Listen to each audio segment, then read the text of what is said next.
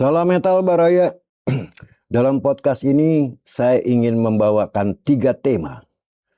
Tema pertama adalah ekonomi kita. Tema kedua adalah ekonomi Jepang dan mata uangnya Japanese Yen. Dan tema ketiga tentu workshop yang akan kembali saya adakan pada tanggal 22-23 Agustus yang akan datang.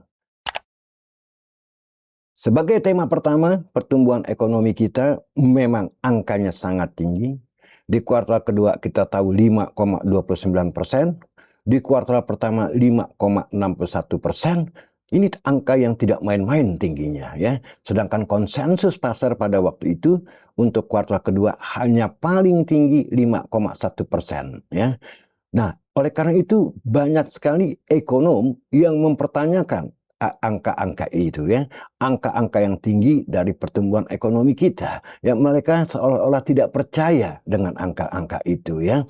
Nah, kita lihat juga dalam kenyataan sehari-hari ya, bagaimana daya beli masyarakat masih tetap lemah ya, dan juga di kota-kota besar dengan angka yang setinggi itu kita tidak lihat ya ada bangunan-bangunan tinggi yang baru ya, yang mencerminkan tingginya pertumbuhan ekonomi. Kayaknya rata-rata aja ya, tidak ada tambahan gitu loh ya. Juga kalau kita lihat angka-angka lain ya, misalnya ya, angka yang tinggi ini ternyata tidak menciptakan lapangan kerja ya. Kabarnya hanya 24.000 lapangan kerja yang diciptakan dengan pertumbuhan ekonomi yang 5,29% ya teman-teman ya.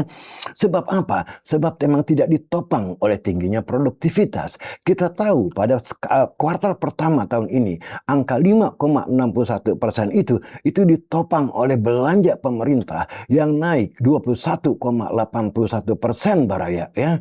Dan di kuartal kedua juga kita tahu bahwa angka 5,29% itu ditopang kembali oleh belanja negara yang naik sebesar 16% teman-teman ya, 15,97% ya. Dengan kata lain kembali lagi bahwa pertumbuhan ekonomi yang tinggi ini tidak berkualitas ya. Pertumbuhan yang berkualitas itu adalah pertumbuhan yang pertama menciptakan lapangan kerja, yang kedua mengangkat middle income class kita, dan yang ketiga adalah mengentaskan atau mengurangi angka kemiskinan. Dan itu tidak terjadi menurut pantauan saya ya Baraya ya. Nah, oleh karena itu pasar tidak menyambutnya dengan baik ya. Indeks harga saham gabungan kita tetap berada di bawah 6.300 per hari ini ya. Setelah kemarin naik 97 poin, di sesi pertama hari ini turun lagi 75 poin ya. Begitu juga dengan rupiah yang menghadapi dolar ya. Setengah mati BI intervensi untuk menjaga dolar tidak lari ke atas 18.000, bahkan tidak lari ke atas 17.800 siang dan malam ya. Itu karena apa? Karena disebabkan oleh pertumbuhan ekonomi yang tinggi tapi tidak menghasilkan lapangan kerja, tidak mengentaskan kemiskinan, tidak mengangkat middle income class kita yang jumlahnya semakin lama semakin merosot ya Baraya ya. 2019 jumlah middle income class kita 57,3 juta dan per hari ini menurut saya masih 46, hanya sebesar 46,7 juta manusia. Artinya apa? Jumlah middle income kita secara sistematis dari 2019 ke hari ini itu terus-menerus tergerus ya teman-teman ya. Nah, itu satu yang ingin saya bawakan ya. Nah, selebihnya juga kita tahu bahwa porsi ya tenaga kerja kita yang bekerja di sektor formal itu hanya 40% teman-teman ya. Sementara 60% itu bekerja serabutan di sektor informal. Bayangkan, sebagian besar daripada tenaga kerja kita bekerja serabutan di sektor informal. Sedangkan yang berada di sektor formal, yang kerja di pabrik-pabrik dan kantor-kantor, itu hanya 40% teman-teman ya. Bagaimana kita mau mengatakan bahwa ekonomi kita bisa tumbuh 8%? 5% saja susah teman-teman ya. Dengan segala cara, terutama dengan belanja pemerintah yang terus-menerus ya meningkat meningkat double digit ya. Pertanyaannya, sampai kapan pemerintah bisa melakukan itu ya teman-teman? Oleh karena itu ya, pertumbuhan yang 5,29% di kuartal kedua itu tidak disambut oleh pasar ya, tidak disambut oleh indeks harga saham gabungan, tidak disambut oleh rupiah ya teman-teman ya.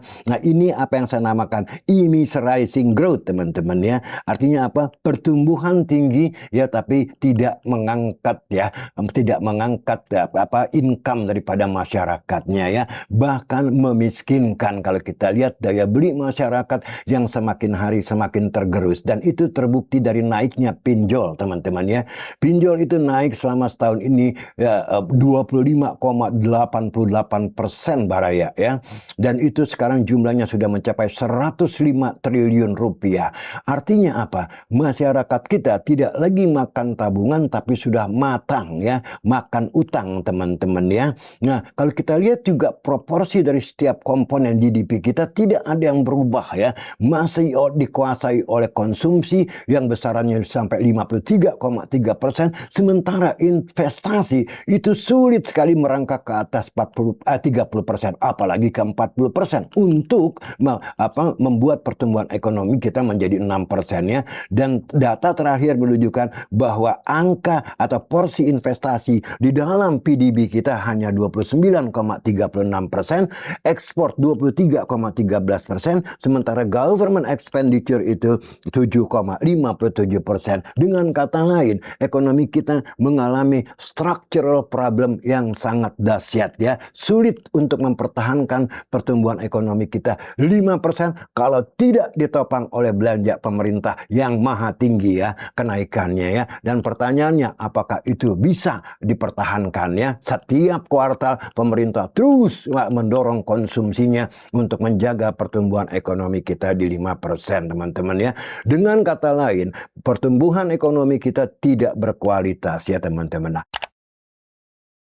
Nah, sekarang saya ingin masuk ke dalam episode kedua, yaitu mengenai ekonomi Jepang dan Japanese-yen ya. Kita tahu beberapa hari yang lalu bahwa pemerintah Jepang itu mengguyur dolar untuk mengangkat yen sebesar hampir 60 miliar US dollar teman-teman ya. Ini hampir separuh daripada cadangan devisa kita ya. Di samping itu juga American government, pemerintah Amerika ikut membantu pemerintah Jepang dengan membeli yen ya sebesar 5 sampai 10 miliar US dollar. Dengan kata lain ya, market falas ya, pasar falas telah diguyur ya oleh dolar untuk membeli yen kurang lebih sebesar 70 miliar US dollar ya. Karena apa? Karena ini sangat mengkhawatirkan. Mata uang Jepang yang lemah terhadap Amerika itu sangat mengkhawatirkan seluruh dunia, termasuk Amerika itu sendiri ya. Sebab apa? Sebab ya, Jepang adalah pemegang obligasi pemerintah Amerika yang terbesar ya, dan yang jumlahnya 1,2 triliun US dollar teman-teman ya. Amerika tentu khawatir kalau sampai Jepang menjual ya portofolionya yaitu US Treasury ke pasar ya, untuk mendapatkan dolar, dan dengan dolar itu Jepang membeli yen, ini bisa bisa menyebabkan tsunami di pasar obligasi Amerika teman-teman. Ini badai besar ya, karena jumlahnya tidak sedikit. Oleh karena itu pemerintah Amerika pun takut kalau sampai yield daripada government bond itu naik. Sebab apa? Karena Amerika ini masih memerlukan utang juga ya untuk menambal defisitnya teman-teman ya. Oleh karena itu Amerika bukan berbaik hati ya kepada Jepang, tapi karena juga worry, karena juga takut ya akibat daripada krisis mata uang Jepang tersebut ya. Nah, walaupun sudah 75 miliar US dollar, 70 miliar US dollar ya yang diguyur ke pasar falas, kita lihat sampai hari ini Japanese yen tidak terlalu banyak berubahnya. Dari angka tertinggi selama 40 tahun terakhir, yaitu 164, sekarang kembali ke 160 ya, 159, sekian ya, seolah-olah ingin menyundul ke arah 160 ya. Ini sangat mengkhawatirkan teman-teman ya. Oleh karena itu banyak sekali teman-teman saya yang bertanya ya, sekarang ini sebetulnya aset apa sih yang paling berharga?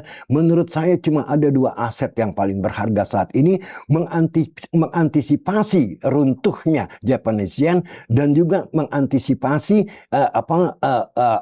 ekonomi kita yang tidak terlalu baik-baik saja ya, mungkin juga akan berkurang pertumbuhannya di kuartal ketiga dan kuartal keempat. Yaitu apa aset itu, saya katakan kepada teman-teman, the best asset today adalah US dollar dan emas, gold teman-teman ya. Walaupun emas pernah saya tidak rekomendasikan karena saya pikir the party is over, tapi melihat Japanese yen sangat keteteran sekali dan bisa menyebabkan financial crisis all over the world kalau sampai Jepang menjual portofolionya yaitu obligasi pemerintah Amerika, ini bisa menyebabkan crash di bond market dan ini bisa menyebar ke seluruh dunia.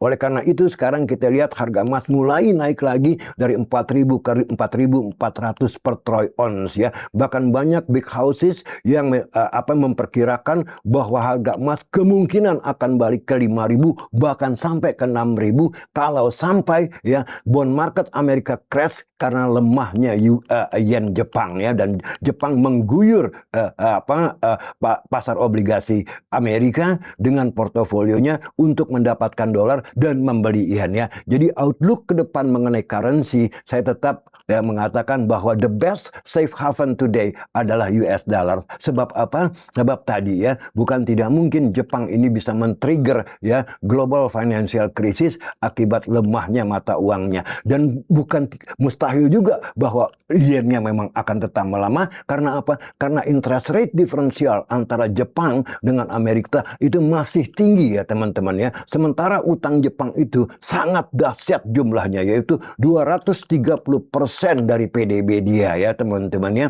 Nah, dengan demikian, dengan perbedaan suku bunga yang tinggi antara Amerika dan Jepang, saya yakin bahwa carry trade akan terus berlangsung ya. Yang namanya carry trade adalah meminjam mata uang dengan bunga yang rendah seperti Jepang sekarang sekitar 1% dan menempatkannya ya ke treasury yield, treasury bond ya, atau ke tempat lain seperti di Amerika sana obligasi pemerintahnya masih menawarkan kalau 1 tahun ya masih menawarkan yield sebesar 3,9%. Ya tentu ini sangat menggoda sekali ya, meminjam uang berupa yen yang bunganya cuma 1% dan menempatkannya di obligasi pemerintah berjangka pendek 1 tahun itu masih dapat 4%. Kalau ini terus berlangsung, bukan mustahil bahwa Jepang tidak akan sanggup intervensi lagi ya untuk memperkuat yennya ya teman-teman. Itulah alasannya kenapa saya katakan bahwa the best asset today adalah US dollar dan emas teman-teman.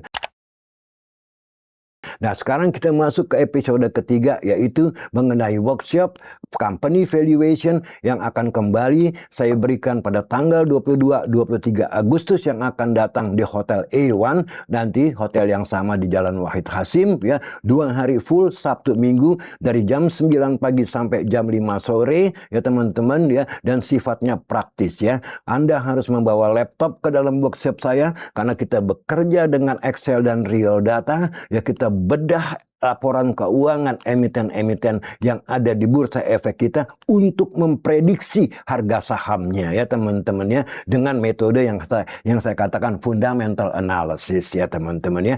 Nah, saya rasa itu yang bisa saya sampaikan pada podcast saya hari ini. Jangan lupa teman-teman like, comment, and subscribe teman-teman ya. Sampai bertemu di episode atau di podcast yang akan datang. Ciao, salam metal.